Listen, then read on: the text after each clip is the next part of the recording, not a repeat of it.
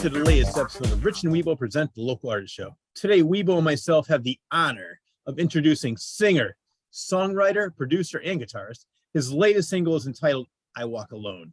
Check it out. You will not be disappointed. Please welcome Jim Max to Rich and Wibo present the Local Artist Show. How are you? All right, Jim. Good to see you, Jim. Thanks. Same here. Thanks for having me on. You can't see me right now. You can hear me, right? You are heard but not seen, Wibo. Don't worry about that. You can never be forgotten. I promise you.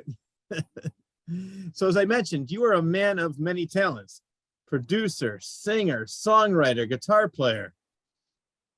When did it all begin for you? I don't think I'm a man of many talents. I say I like to make a lot of noise, yell and scream, and annoy people, and then they laugh. So we all have fun. I'm laughing already. Yeah, I started around 1964. I'm going to show my age now. I was 8 years old, and back then there was a TV show called the Ed Sullivan Show. Oh, well. I was just a regular kid doing, regular kid stuff. And he had a lot of like new acts on and new, different things on. And there was this big thing that he was going to have on. Nobody really knew what it was, but everybody wanted to watch it. Everybody that I knew wanted to watch it. And it was the Beatles, their first time on the Ed Sullivan Show. I said, that's what I got to do. And a few months later, the Rolling Stones were on. And I said, that's what I have to do. Some point in there, I drove my mother completely nuts. She drove me down to a music store in West Hartford on LaSalle Road. That's about all I remember. Don't know the name of it. And bought me my first guitar, which I still have. I can't play it really, but I still have it. And sentimental value. Yeah, and I started playing and played with kids in school. We had, a different band every week. We never did anything, but we played wherever we could and for whoever we could. And time, and then went into my teenage years, and then early 20s, the marriage thing came and the work and kids and all that stuff. And I put it down. I shouldn't have, but I put it down. And probably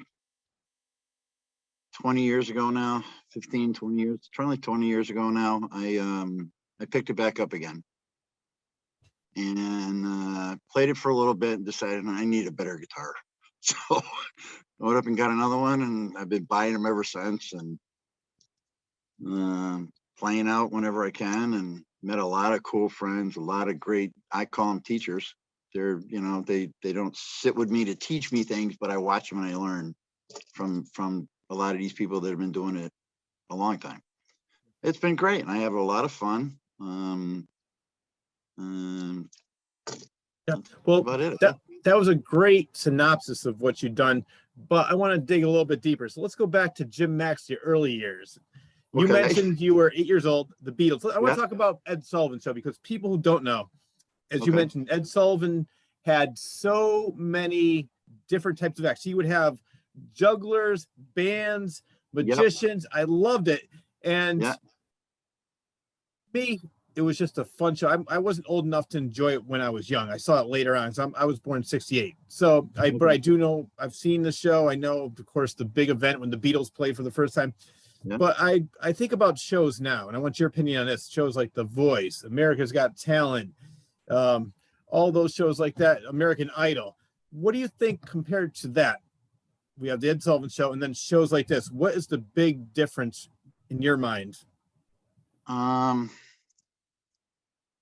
It's different. These are people that, unlike The Voice and things like that, they're not just singing in their bedrooms before they went on there. I mean, they've been out doing some things before that, and they're looking for a record deal or looking for something, I think.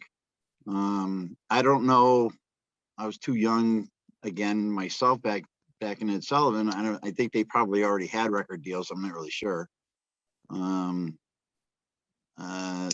think I like the Ed Sullivan Show better, but I'm nostalgic. I like the old stuff. I like stuff from years ago. No, I was gonna say I agree with you, because I think back then it was just more about the fun. Now everybody takes it so seriously. Instead of being the 20-year overnight success, people, as you said, go on there. To me, it's like a glorified karaoke show where people go on there expecting, they don't want to put in any hard work. They don't want to go through the whole struggle of having to try and make it.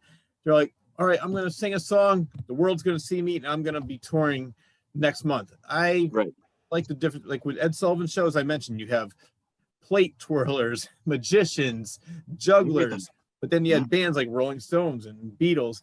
And I think it was another example of that would be the Gong Show with Chuck Barris. I love that show because you had all these different people. They were interesting, they were funny, but nobody really went on there, as far as I know, trying to make it and say, oh, look at me, world, I'm great. Don't you agree?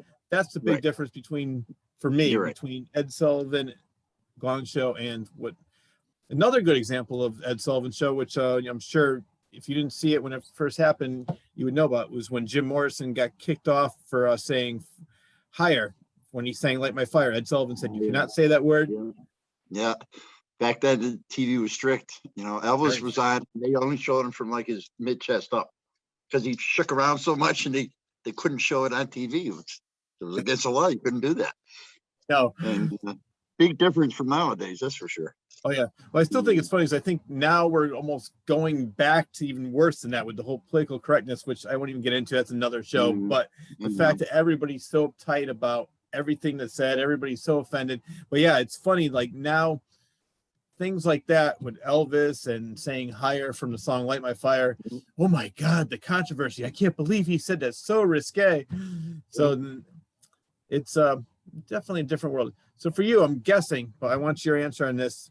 Who were some of your major musical influences growing up? The Stones, the Beatles, believe it or not, the Monkees. Oh yeah, they're great. There was Cream, there was Led Zeppelin, there was so many artists. I mean, back then, I think the music was phenomenal, and just the whole style of music, it was all new. And so anytime a new group came out, they maybe not surpassed the prior group, but they were right up there. They were all phenomenal. All the way up into the 80s, you know, and there was Cinderella in the 80s, and they were phenomenal.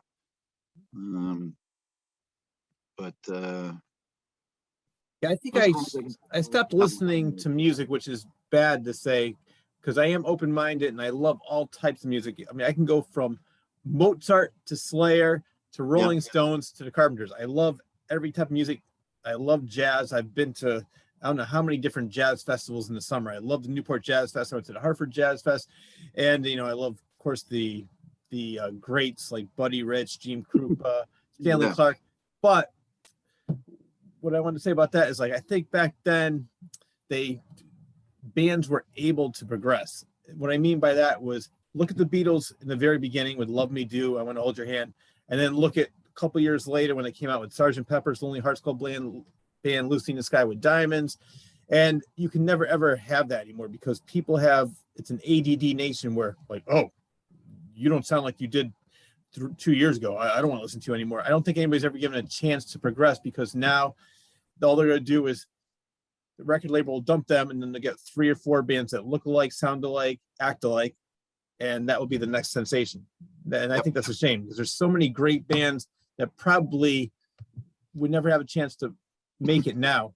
Like if they ever had those back in the day, how many bands would we have missed out on? I know. You're right.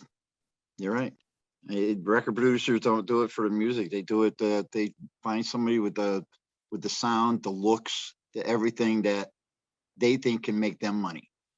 And I think that's why a lot of people are doing more independent stuff. They're recording their own music at home or over a local recording studio, and they're just doing local stuff, you know. And there's a whole avenue for that, you know, with Spotify and all those things. You put music up on all those yourself.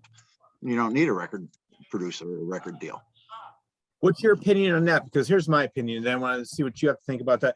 I think that, you know, remember when Napster came out? Everybody's screaming and yelling because you're stealing music, which I do not agree with. Bands work hard, and I'm so sick of people saying, oh, well, they're rich anyway. Well, how do you think they got rich? By people buying their albums, buying their merchandise. But I think it's also good for bands that maybe weren't as popular or weren't as well known, because I would give them a listen because it was free. And then if they were good, I'd say, oh, good. Next time they're in town, I want to check these guys out. So I think it's good for up and coming bands, but for bands that were already established and making money, it hurt them a lot. And I agree. Now you want me to share a video? Wibo's having a good time in the background. I'm not sure what's going on over there, but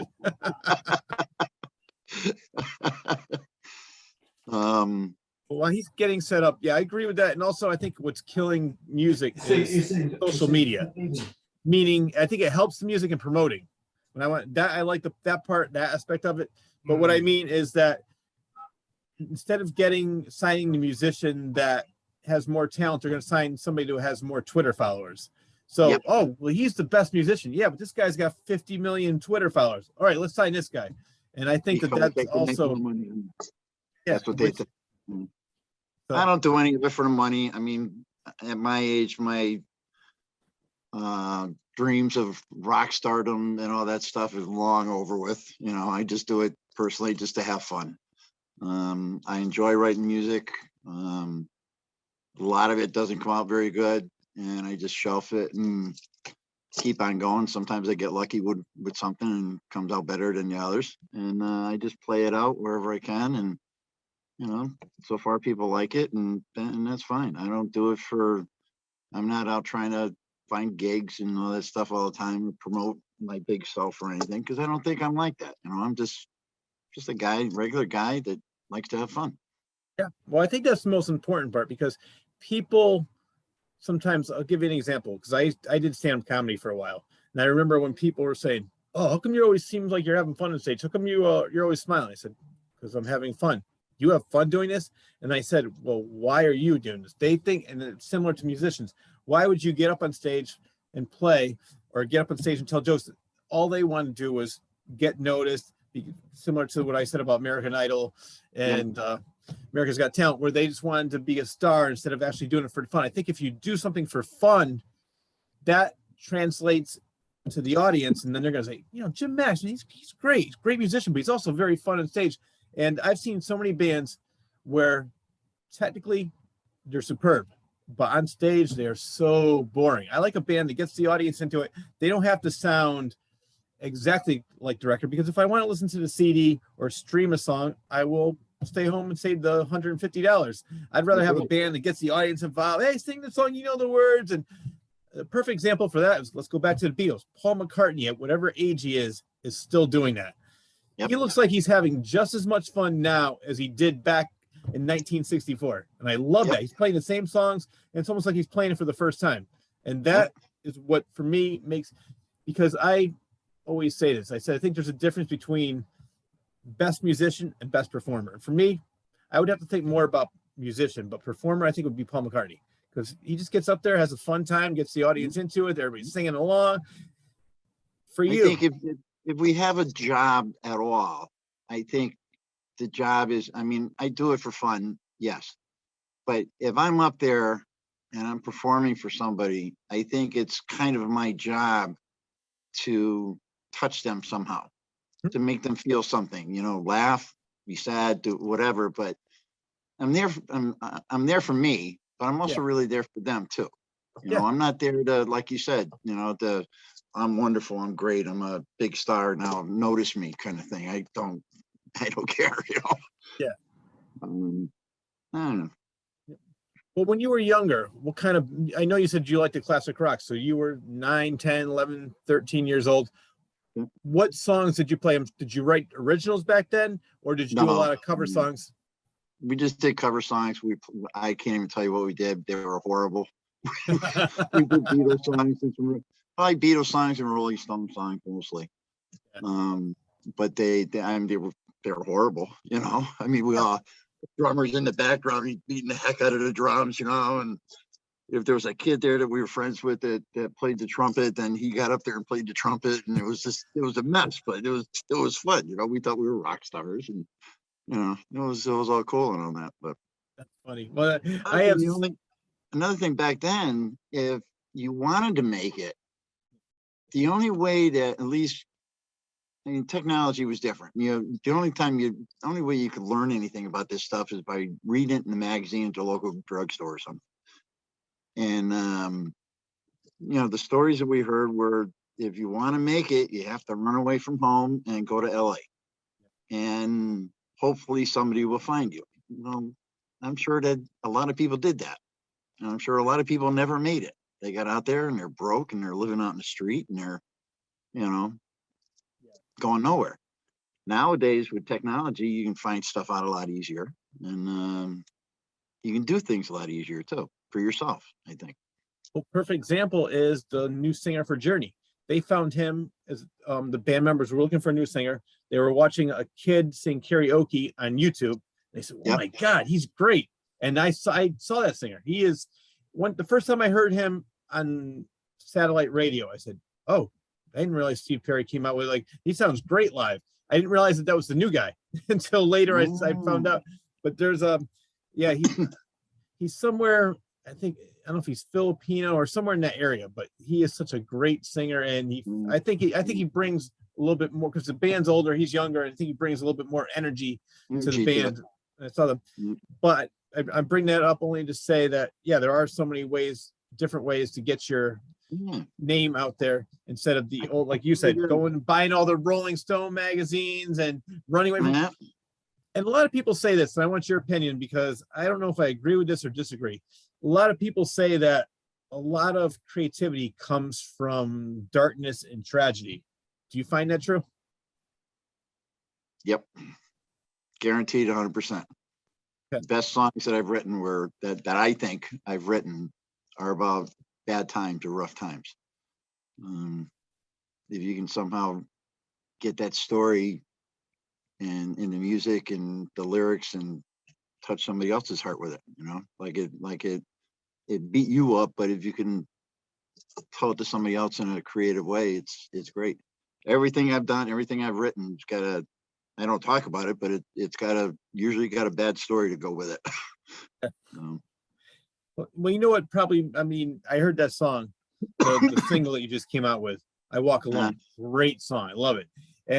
But I think that from just listening to the lyrics, I think that it sounds like you write songs that are relatable, so people can listen to it and say, you know what? Maybe it's not the same thing that happened to you, but they're looking at the lyrics and putting their own events into that song and saying, "Oh, I know exactly what he means by this. I know exactly what he's talking about." So you can, people can relate to your music, which is very important. I tried that. It doesn't always happen, but I do try that. Because it's important. And when I first wrote it, before I recorded it, but I played it to a few people, and one person had tears in their eyes, and I couldn't believe that, and you're like, this really this is going to touch people. Okay. So that's good. That's what I want. That's really good. The fact that you can, make somebody cry, make somebody laugh, you're evoking emotion, which is great. And that's what you said before, is a song is supposed to do, and what you as a performer isn't, without even trying, you're just doing your job. And if you can get that kind of reaction, that's the best compliment you can ever get. It really, for me, it is. I think so. Now, do you normally play alone, or do you have a full band? No, I play with a bunch of usually the same people. And we played different open mics and a couple of private gigs, things like that. But it's usually been usually the same group of people. It's not a formal band. But I'll play alone. I've played alone a lot. I played with a band a lot, and I like it both. I think the band thing is more camaraderie, so we can look at each other, make funny faces and laughter, we're doing it. And, but either one, I do both. I think the good thing about being in a band, other than just being, because on stage by yourself, any mistake you make, it's just you. You're like the flying Melinda. You're without a net. Yep. But with a band, you mess up, the bass player can cover it, the drum can play something, and you go right back into it. Nobody even notice. But for me, I think the imperfection is what makes it fun. Like if you're on stage having fun and say you mess up like, all right, you know, you're having a great time. But some people, I'm going by, because years ago I was in bands and I worked with a lot of different people, and some of them took it way too seriously. It's like nobody's going to notice that one or two bad notes that you made, and they're stewing about it for 3-4 days. Like, oh my, I can't believe I messed up. It's like everybody else moved on. You're like, just go up there. And I like, to me, when a band's having fun, that makes it more fun for me.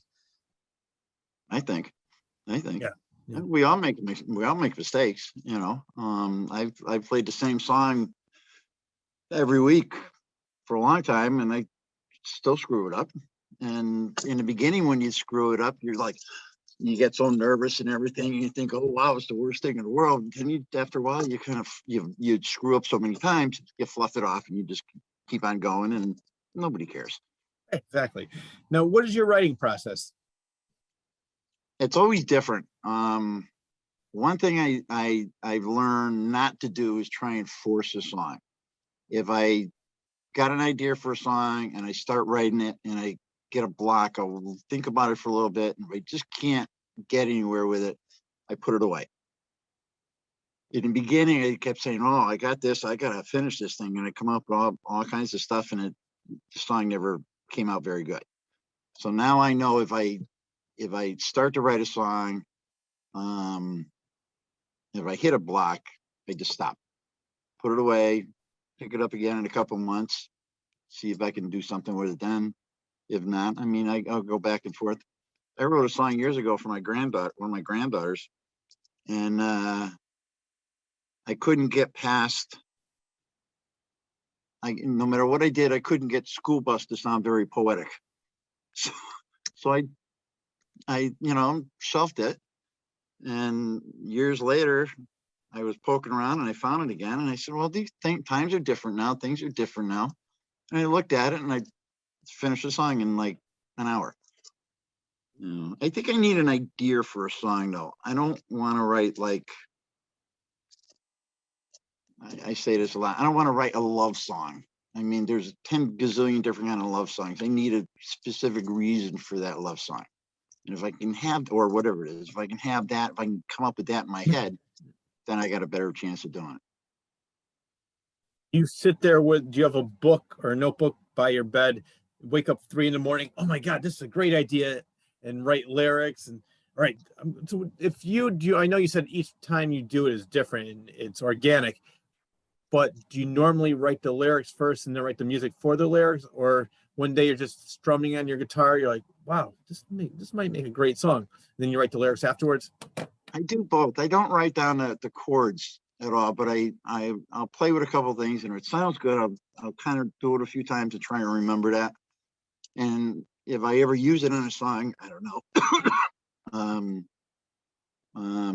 But usually it's the lyrics to get me started, and then I'll go in with the melody and then kind of merge them together. And once I'm into it that much and I have that much of an idea, then I can usually try and finish it. Then what do you go to, open mics to flesh it out? Yeah. You know what I found surprising? Well, actually, not really surprising. I didn't even think about it. There's you and I have been talking about the Beatles back and forth, and there's a show on Hulu. Rick Rubin's one of my favorite record producers of this time period. I mean, of course, the great George Martin and other people, but Rick Rubin, I'm sure if you know who he is, he's done everything from Johnny Cash, Black Sabbath, Slayer, Beastie Boys. He's done so many different genres, but he has an interview show with Paul McCartney. And Paul McCartney said back when they first started, he had to write simple songs because they didn't have anything to record the songs. So he would have to remember it. So he'd have to create these simple chords. He's like, I know I'm going to forget if I make it too complicated. And I said, wow, I never even thought of that. So it's amazing, as we mentioned before, right place, right time. And Yep. It's just like, if they tried to come out now, people would laugh and go, Beatles, who are they? I know.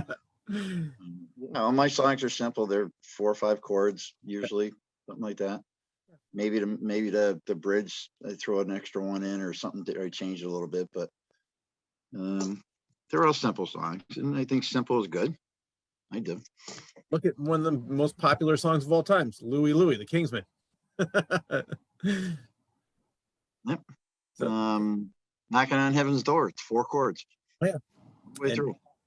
every song by AC/DC, which I love AC/DC, but Angus Young wasn't the most complicated person. But you know what? There's other bands, and I'm bringing this up as an example. There's a Connecticut band, and they're more progressive. They're called Fate's Warning. I'm not sure if you ever heard of them. No.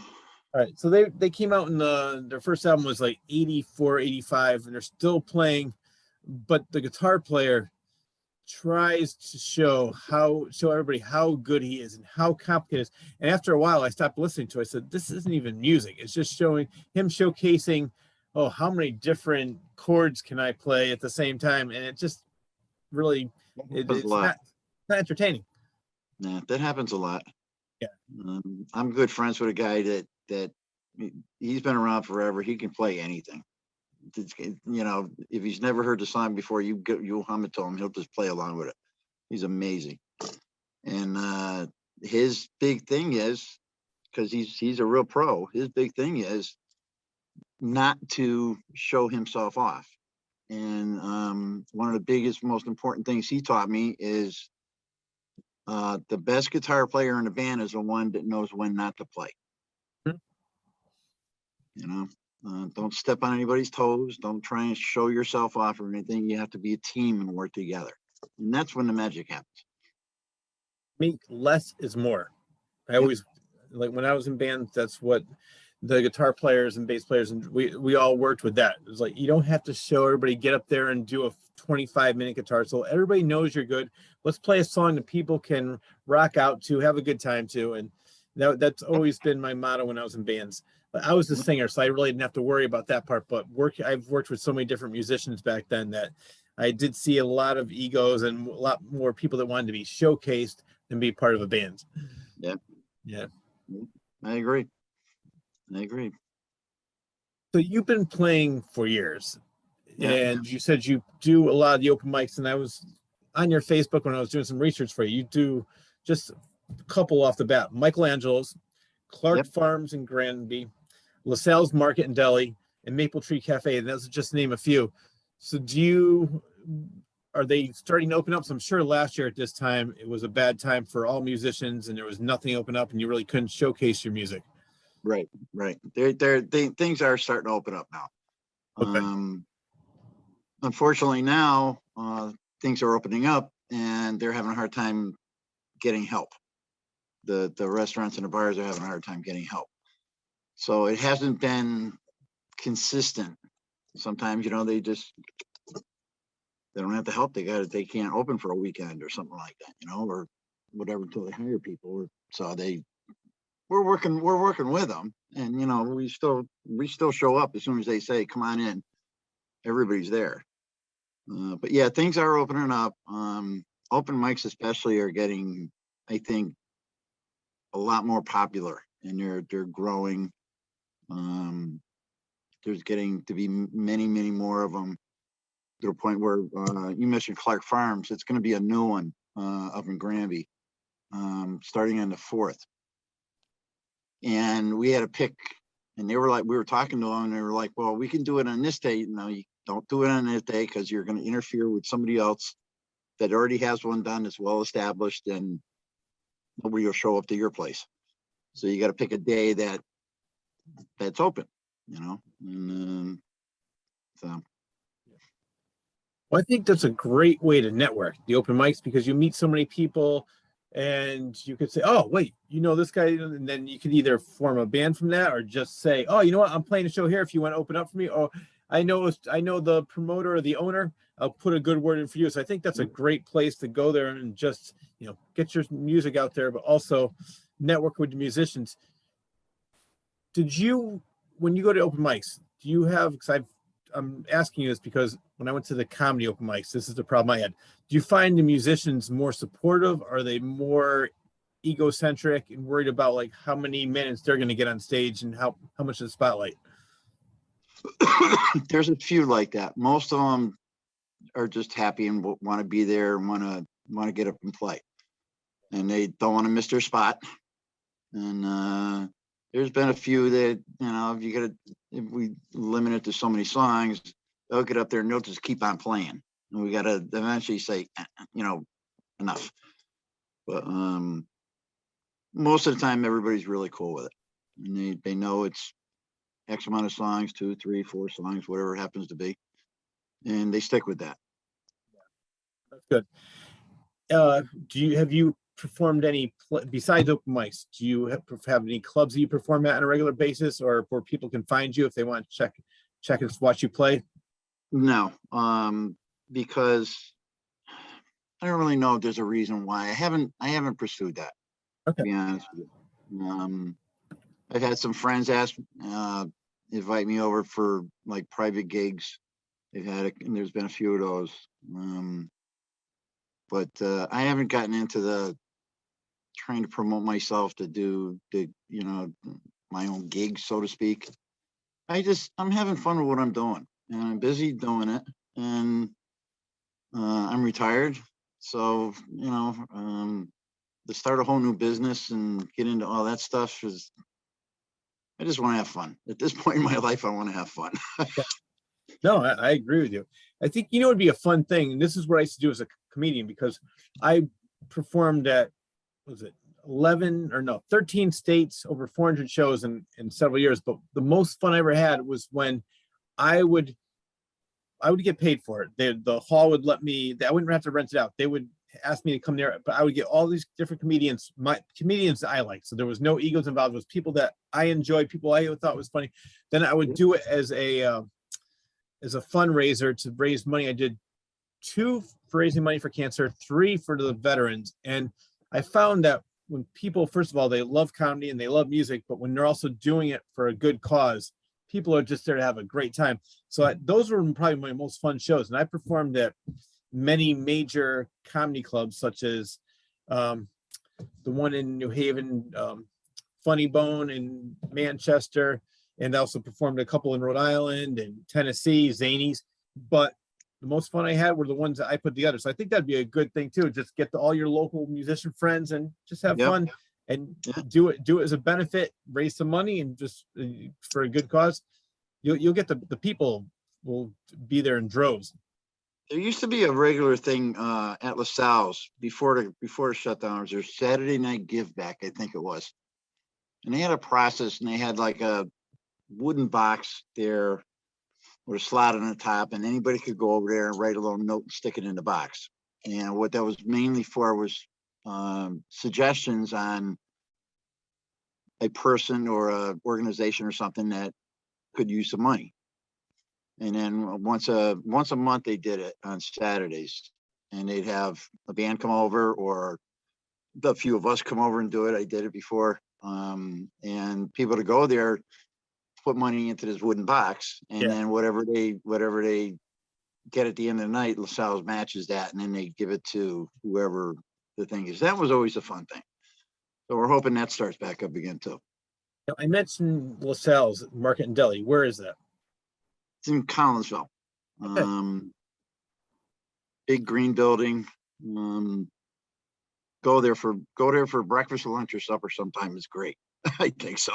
You know what? I know exactly what you're talking about, because I love kayaking in that area. It's And right I think in the it's, corner. it's right on the corner. I've been there for breakfast, so I'm going to have to check you out. Where's the next open mic you're going to be performing at? I'd love to check you out. Friday night at LaSalle's. Okay. Yeah. Very good. And what time does it start? Starts at 6. From 6 to 10. Okay. I have to see what time I get out of work and everything. So I probably won't be home till 8, but maybe I don't live too far from there. I'd like to check out. Do you perform near? I know you really can't tell, because it's more like when you get there. Okay, Jim, you're up. So you probably won't know if you're playing earlier in the night or later.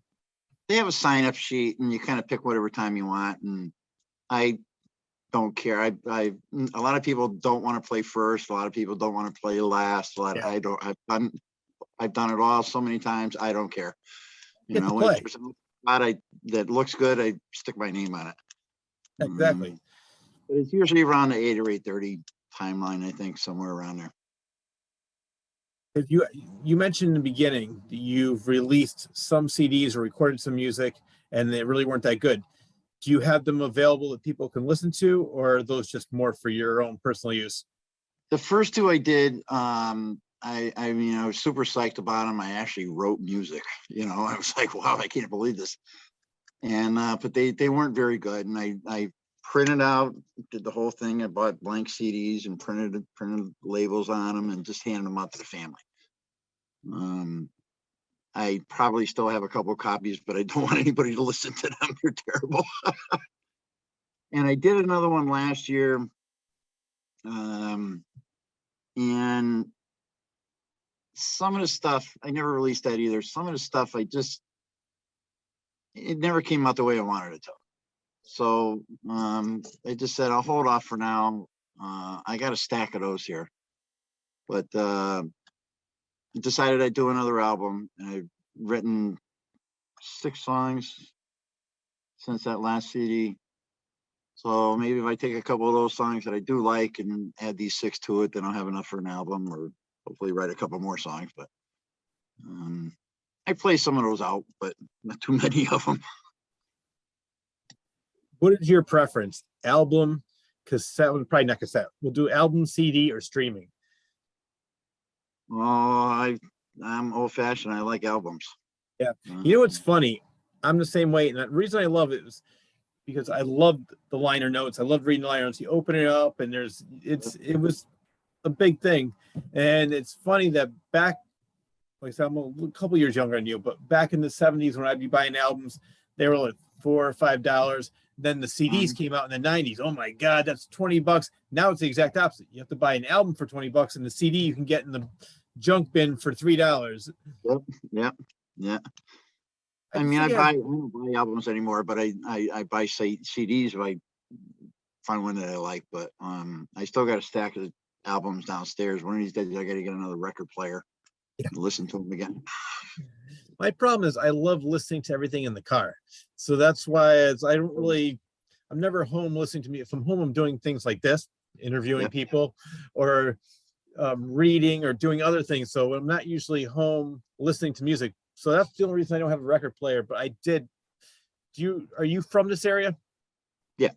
Okay. So do you remember in the 80s, there was 2 places that I loved, Brass City Records and Phoenix Records? Yes. Okay. I think. Yeah, they were in the Waterbury area. And back then I would take a Saturday, when I just got my license, I was 16 years old. I would go down there at say 11:30 in the morning, wouldn't get home until 6 at night. It was great because you go down there, and this was the first wave of social media, meaning that I go down there and say, oh, you like this? Well, then you're going to like, and somebody else will say, oh, you're going to love this one. Instead of now you click on something on iTunes. Oh, if you like this, you might like this. To me, it was much more, I use the word again, much more organic, much more fun, because you actually got a chance to talk to people who were like-minded or maybe even different, and they turned you on to different things. I'd be coming out with 6, 7 albums, which I won't be able to afford now probably, but the way they are, the prices keep going up. No, I loved spending a whole weekend or a whole day just going through records and finding new things and coming home and couldn't wait to listen to them. And the best part was the cover art. I would just sometimes pick albums because of the cover art. I'm like, this looks interesting. Yeah. It's not the same anymore. No. Everything's different. Like we said before, there's some good things to it and some bad things to it. The good things is that you can make an album or recording right now on your computer that will sound just like any professional musician that's making millions and millions of dollars. And if you put somebody else's name on there, like, whoa, who is this guy? He's great. And like, no, I recorded that last night in my basement, which you couldn't do back then. But do you have any plans of releasing that CD? Because I know you said if you added like 6 or 7 more songs, are you going to put it on Spotify, you mentioned earlier, or some of the other platforms? Probably. I don't know yet. I'm hoping to be done recording it by the spring. I got a couple of songs recorded now, and I got several on what I call scratch tracks, just rough recordings. So I'm hoping to have it done in the spring, and then I'll by then I'll figure out whether I'm going to stick it up online and do that whole thing or not. I mean, nobody knows who I am, so I'm not going to make $1 million on it. You know, I'm going to have a handful of friends that'll probably buy it just because they're nice, you know, but like you said, you never know, but I don't know. No, I agree with you. I have friends, and one friend in particular, he's been on the show before. He's a professional musician. That's all he does. He has several bands, an original band, then he also does Earth, which is a Black Sabbath tribute band, which they play in England, all over the world. But he was saying that, like, as much as he performs, as much as he's come out with releases, somebody downloads something, he'll get a check for 6 cents. So it's just, the times are definitely different. And for anybody to make a living off of music, it's more about performing, getting out there and selling the merchandise. Yep. Having t-shirts, having the whatever else that they do and all the rest of it and do that. And like you said, you have to be out there constantly. You got to be in front of people's faces and they got to get to know you, and strangers have to get to know you. And it's a whole process. I think that's the fun part for me, because I love doing things like that, but I just don't like the fact, like, example would be, you know, you're over there, sounds like you're great and you're very supportive. You're supporting other bands, going to other people's shows, meeting people, and other bands will just be like, no, I will only go if I'm performing. And I've seen that too. It was like, though, with comedians used to be the same thing. I would put on a show. Well, can I have a spot? Like, no, we already have it filled. And they would just walk out. Like, really, you can't even support your friends, and I have your mentality. I think that you're out there supporting other people, and then they come support you, and it's just one big, you know, like it's a band. You said the camaraderie factor. And Exactly. It's a lot of fun. I mean, I like watching my friends play and watching other people play, and whether they're good, bad, or brand new, you know, or something. I love it all. Start somewhere. I mean, I'm sure the first time Paul McCartney picked up the bass, or John Lennon wrote his first song, I'm sure it wasn't a hit single. No. The first song Paul McCartney wrote was not "Hey Jude," so you got to start somewhere. That's right. We all do it. And that's the part that nobody sees. Nobody sees the hard work that they go through for sometimes years before they get the big break. You know? Yeah, exactly. My biggest thing with supporting other bands is if I go watch another band, I just have this thing inside of me. Something I have to work on. I want to get up there and rip a guitar out of somebody's hand and start playing along with them, but and I can't do that. But, just going there watching them, and you know, a couple of years ago, I don't know how it ever started, but some weird way I started taking pictures of everybody. Most of them were blurry and they're bad pictures, and I just do it with my cell phone. But now everybody wants their pictures taken all the time, so I'm always taking everybody's pictures, and and they love it. That's another thing I do. Do you post them online? Yeah, on my Facebook page. What is your Facebook page? What's that? What is your Facebook page so people can check those out?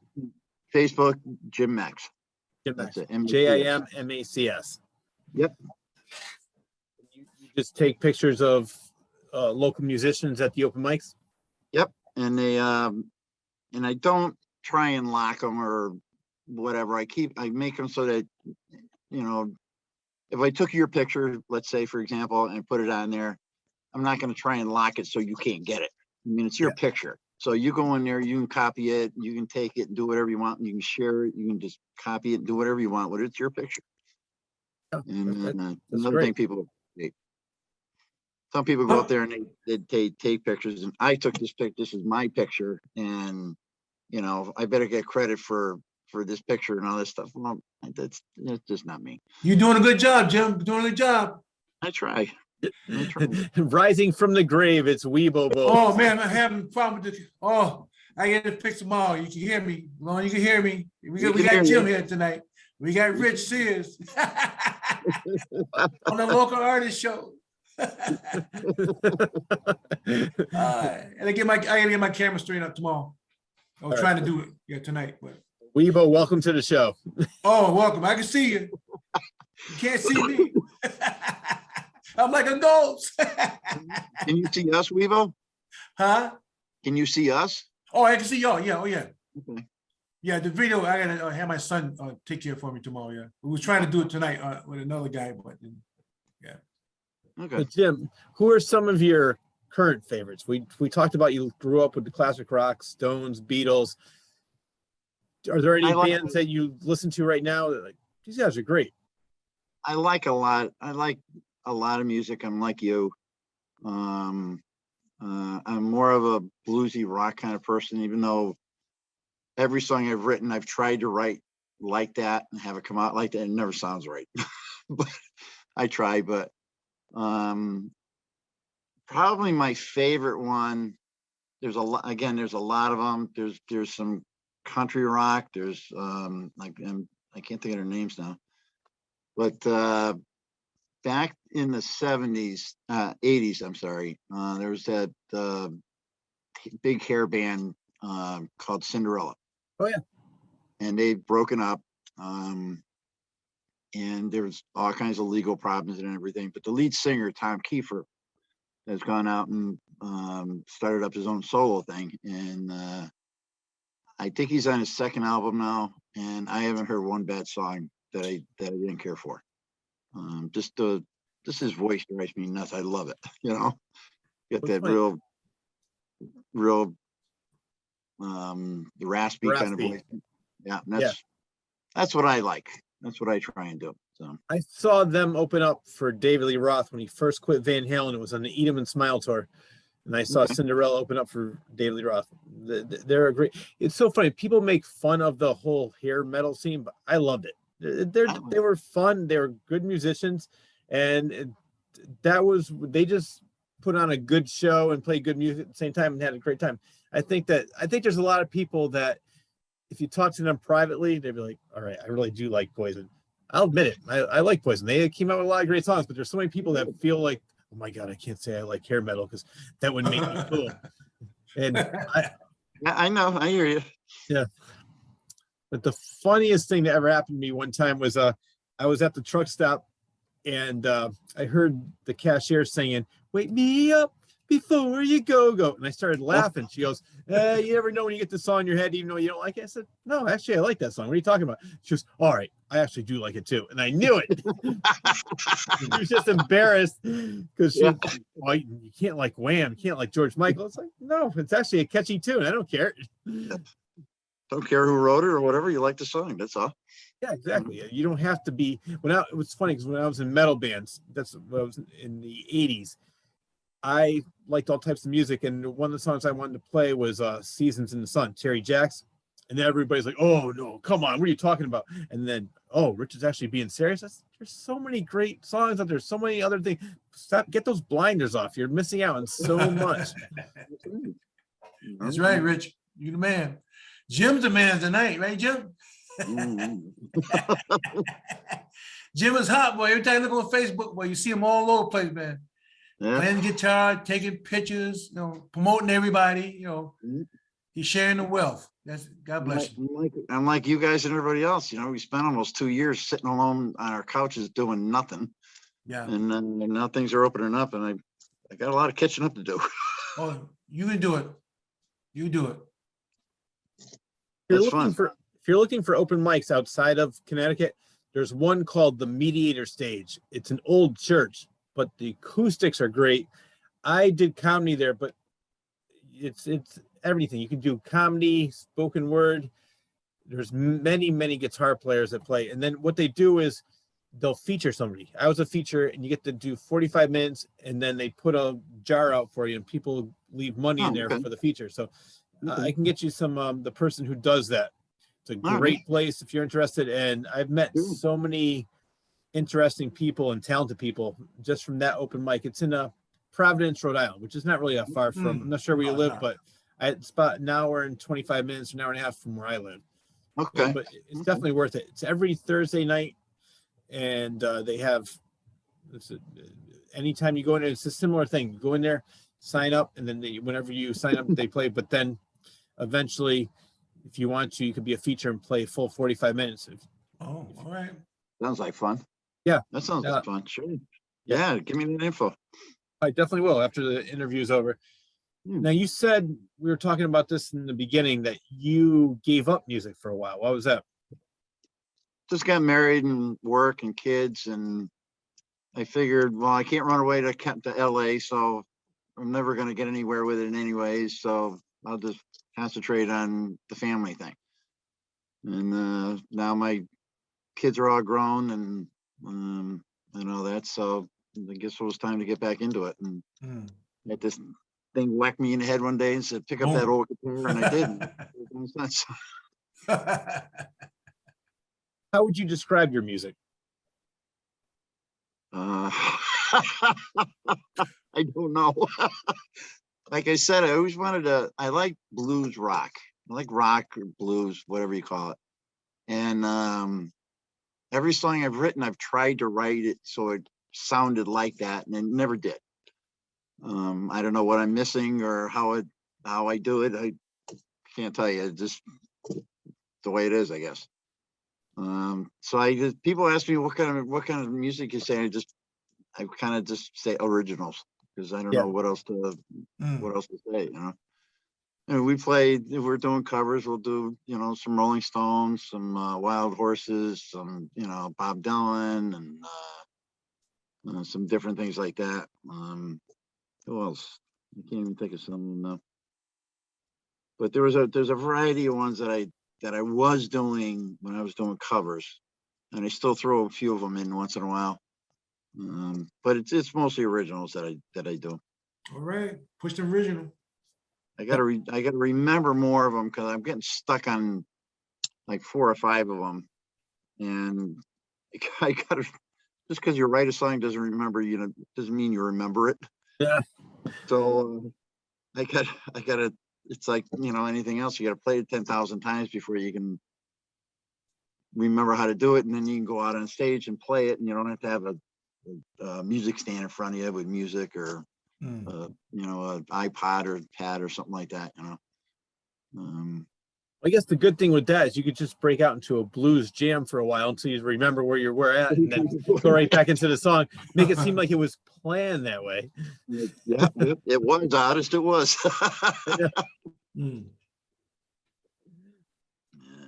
I know you mentioned you like different kinds of music. So are you a jazz fan at all?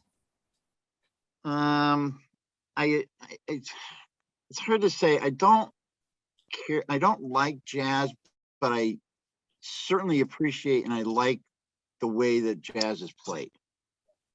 There's a couple of jazz players that there's one particular jazz player that and she'd kill me if she hears this, so I don't want to say it again. Oh, we'll say it anyway. The names have been changed to protect the guilty. But I mean, the songs themselves, I don't particularly care for, but I love watching her play, and I love watching her fingers, and I love what she does with everything. It's very amazing to me.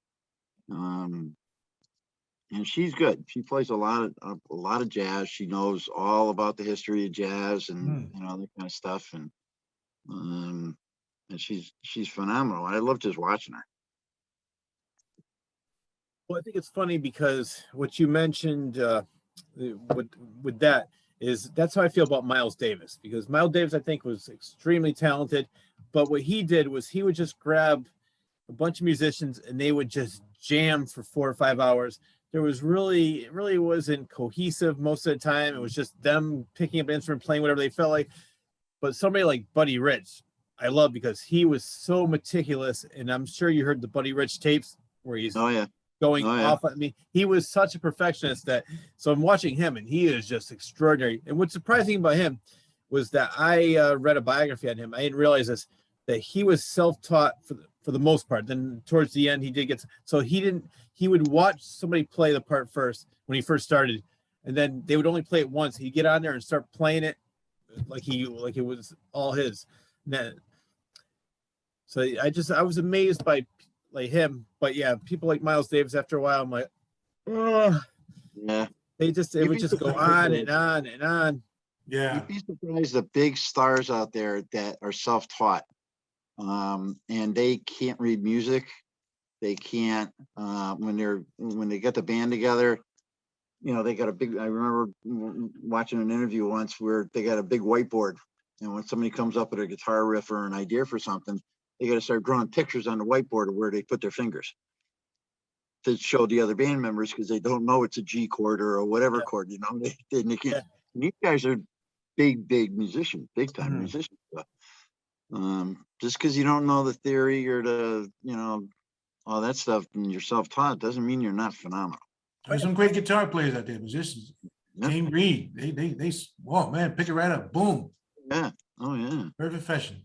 Yeah. Well, what I was going to say was, I think that how you described that, it's better if you don't know theory. And this is why I say that, is because they might be too technical and want to stick to more of the paper, but when you're self-taught and you don't really know notes and how to, you're just going to go off and play what you think sounds good. It's a little bit more freeing than looking at the notes going, yeah, I don't know. All right, let's play it anyway.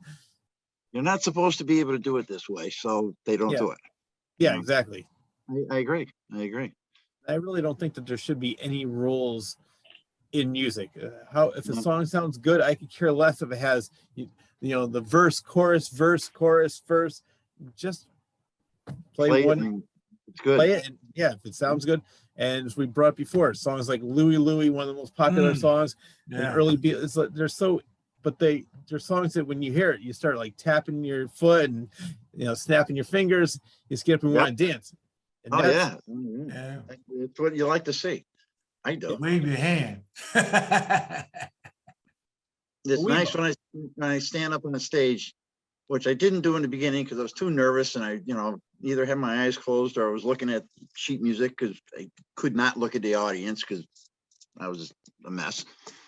But now I enjoy doing that, and it's so much fun to look out there, and if you can see some people tapping their feet along to a song you're doing, or tapping the table or something they're sitting at. You know, they're really paying attention and they're really getting into it, and I like that. I like that.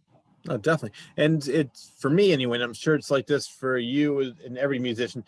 The more people get into it, that just really pumps you up and makes you want to play even harder. Yeah. Ooh, man.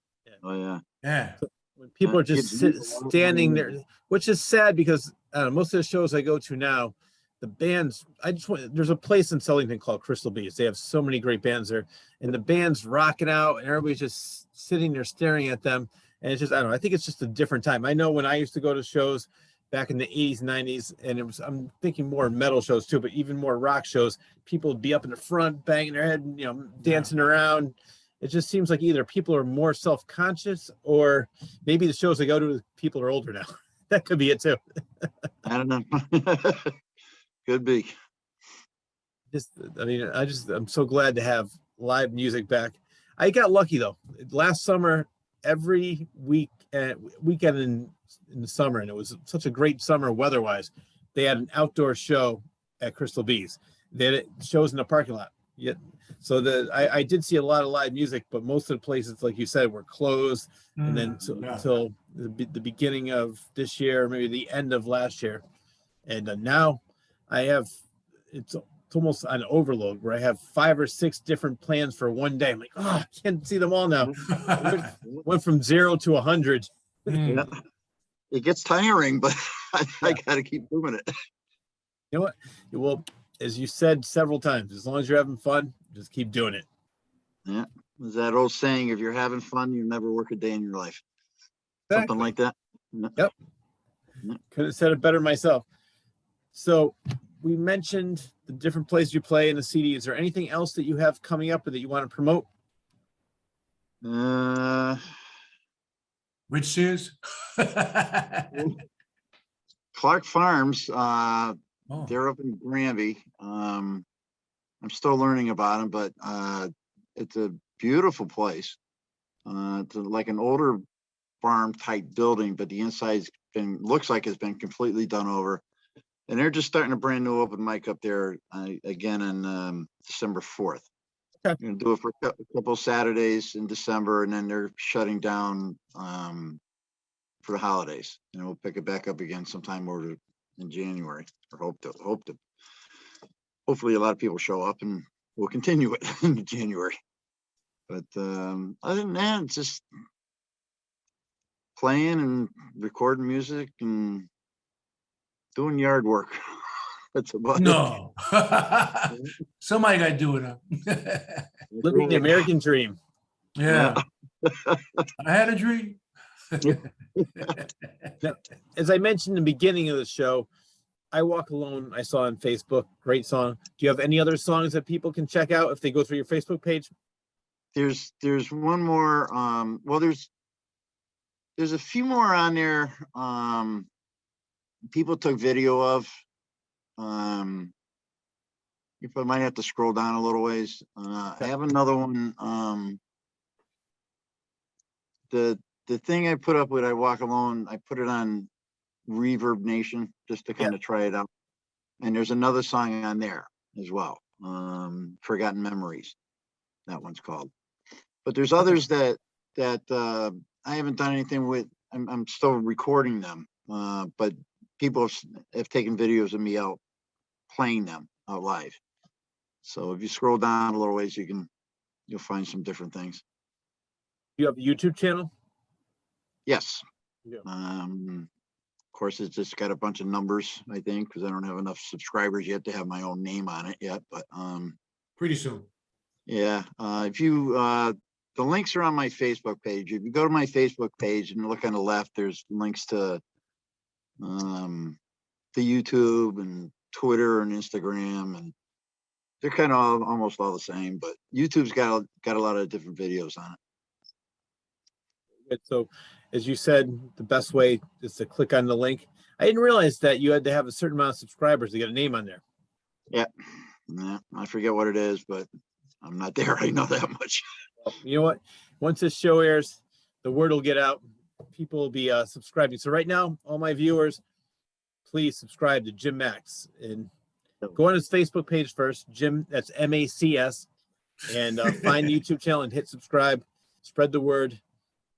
Jim, it was so great to have you on the show. I'm so glad Jim. you were able to make it. And Thank I you. definitely look forward to seeing you soon. And I want to get you the contact info for the mediator stage. And I think it would be great if you did a benefit or something like that. And if you ever need somebody to host it, I'm the guy. Richard, You're the guy. You're the the guy. man. We'll The do. man. Thank you guys very much. This is fun. Yeah, I had a great time. Yeah, thanks for coming, man. Appreciate it, man. Thank you.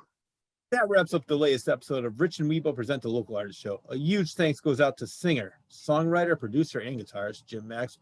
We would also like to thank you, the viewer, for tuning in. Enjoy your day, everyone. Good night. Good night.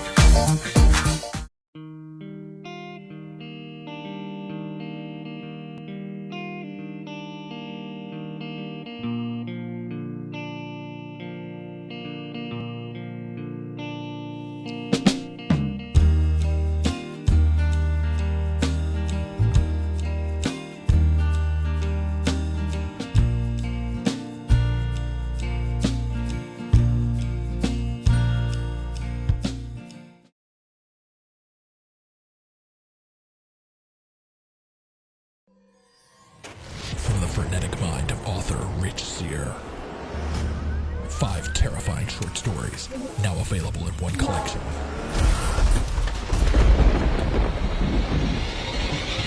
Confessions of a Frenetic Mind. 5 tales of blood-curdling terror, available on Amazon and Barnes & Noble.